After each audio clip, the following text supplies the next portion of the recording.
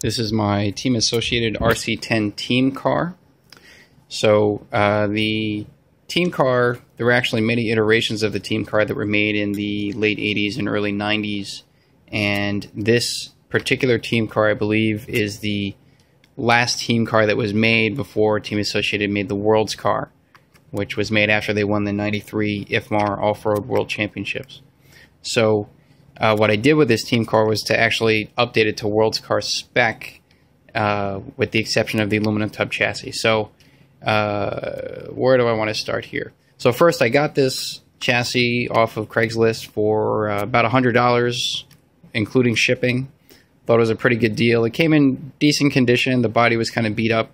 Parts were a little dirty, but just, you know, I took everything apart, took some simple green to it, made it nice and shiny.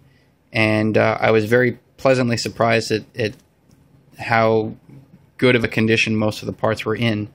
I did get a few other or aftermarket parts or hop-ups for it, because the chassis, the team car chassis, came with, for example, fiberglass front and rear shock towers. But if you go to rccarbonworks.com, it's a pretty cool website. These guys make carbon fiber bits for all kinds of chassis and vintage chassis.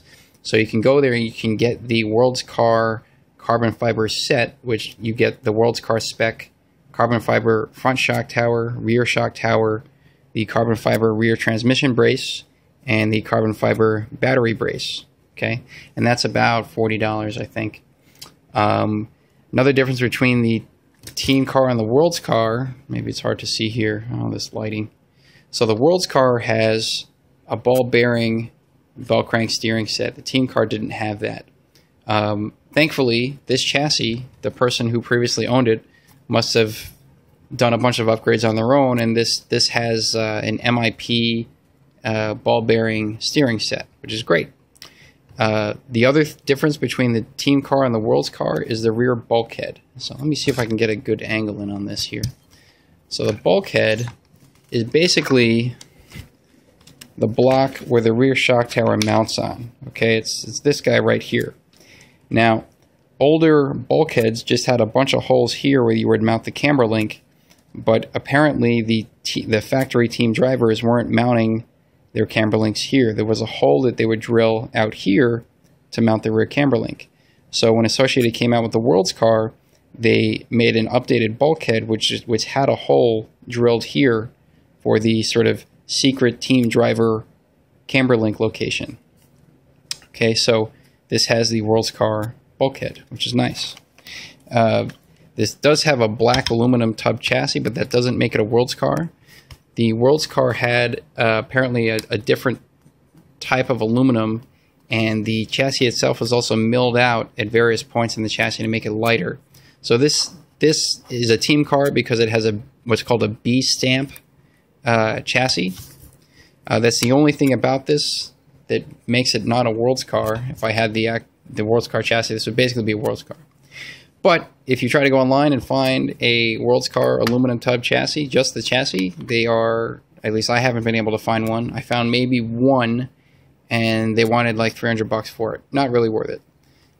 So otherwise, it's, you know, team car. One thing to note, actually, I almost forgot this. What's interesting about these older RC10s is that both the camber link and the steering link run behind the front shock tower. Okay, now if you look in a vintage, oh sorry, not a vintage, a modern RC10. Let me pull one out here. This is a modern RC10, right? Camber link mounts in front of the front shock tower, steering link behind the front shock tower. So there's plenty of space, plenty of clearance. They're not going to rub into each other. Now, if we go to a team car or any vintage RC10, there's very little space between. Let me see if I can get some lighting here. So hard to see. There we go. Kind of. You can kind of see the inner ball cups don't have a whole lot of space. Okay, and if you steer the front wheels and you compress the suspension, there are some situations where those ball cups will actually rub into each other. in which case you get binding and you don't really get the performance that you want. So this is a problem, especially if you want to mount aftermarket ball cups. You're going to have to use the stock associated ball cups or something very similar to that, just because they're narrower. At least use those on the inside, and then you can use whatever ball cups you want on the outside. So that's definitely, I personally see that as a problem with the older RC10s. Let's see, what else did I do that was kind of new? The battery mount here, this here is called a battery cup, this white unit. This originally screwed onto the chassis from the bottom and it was mounted a little bit further back. Okay, and that spacing from there to the bulkhead was such that it could fit a nickel cadmium or nickel metal hydride battery pack, because that's what people were running at the time. But LiPo batteries are a little longer, and so in order to actually have this battery cup fit a LiPo pack, I had to do a few things. First thing was I had to actually push this whole cup forward.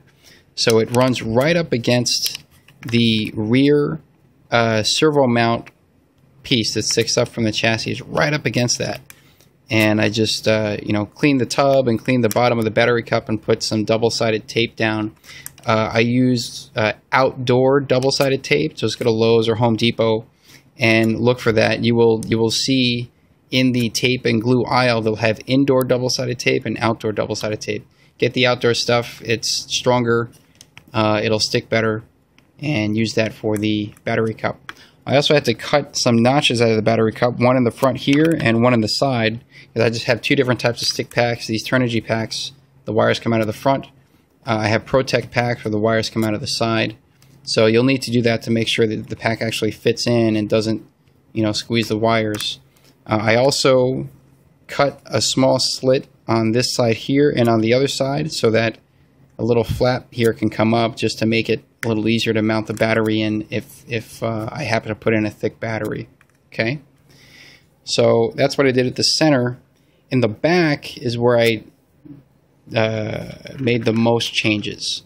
So you'll notice, let's see, I'll get to the suspension arms in a second. Let me move to this side first. So what I did was put a modern B4.1 slipper clutch system into this team car. So the team car has the stealth transmission. The only difference between the team car or World's Car stealth transmission and the modern stealth transmission is that, and maybe you can't see it here, but between the transmission case and the motor mount plate, there's a felt dust cover. And so the actual geometry of how the motor mount mounts onto the transmission is a little different than a modern B4. So there's this little dust cover there. And the other thing is the type of slipper clutch it uses. The slipper pads on the original stealth transmission are relatively small in terms of the outer, or the difference between the inner and outer diameter. So it probably can't take a whole lot of torque from like a brushless motor. So your best bet is to get the input shaft for a modern B4.1 or B4, and then get the inner and outer slipper plates and the slipper pads and the spring for the slipper clutch. The whole slipper assembly. You can get them all in separate parts and mount that. It mounts no problem onto the stealth transmission. Should be pretty easy to do. Once you got that, then the next thing to worry about is wheels and tires, because the older RC10s had a different type of drive shaft that had a sort of a tapered drive shaft. So the actual inside of the wheels had to have this sort of concavity in them to fit the wheels onto the drive shaft. So if you want to mount modern rims onto a vintage RC10, you have to find a way to get the vintage RC10 to accept the modern drive shaft. So this is a B4.1 universal drive shaft. And what I did was, the first thing you do is mount a B4 or B4.1 rear hub carrier. And that's going to take a different set of bearings than what you would have originally used on a vintage RC10. So just looking at a B4 manual, you'll know what bearings to get for that. It's pretty simple. However, if you mount that with the stock Team Car or World's Car rear suspension arms, those arms are a little too narrow, and so the inside of this drive shaft will press up against the drive cup that comes out of the rear transmission, and the suspension won't be able to fully compress. So if you go to, what's the name of that place? Hold on a second. Here we go. DynoTechRacing.com, and you look for the Klein front or rear suspension arms. They make these nice Delrin arms for the RC10, the vintage RC10s. They are, both the front and rear arms are wider than the stock arms. So these arms are just wide enough that it will allow you, with the modern hub carrier and the modern CVDs, to fit very nicely these CVDs onto a vintage RC10. Now the thing is, actually, there's a little bit of overcompensation. So when the suspension fully droops, the drive shaft almost wants to come out of the drive cup. So I haven't done it yet, but what I'll end up doing is just taking these shocks out and putting a few down travel limiters on the shocks just to pull up the static point of the suspension arms. Okay, but otherwise that should work just fine. I took this out for a brief test run. It's very, very smooth. It does drive a bit differently than a modern RC10. So I do look forward to playing around with this, taking it to a few races. But I figured I'd just give you a quick overview of this, especially this part here, because getting this to accept, you know, a more modernizing the rear drivetrain here is a little tricky, and different people have different ways of doing it. But I want to make sure that there's at least something on record in video for how to do this. Okay, so that's it for now. If I come up with anything else for this chassis, I'll post another video.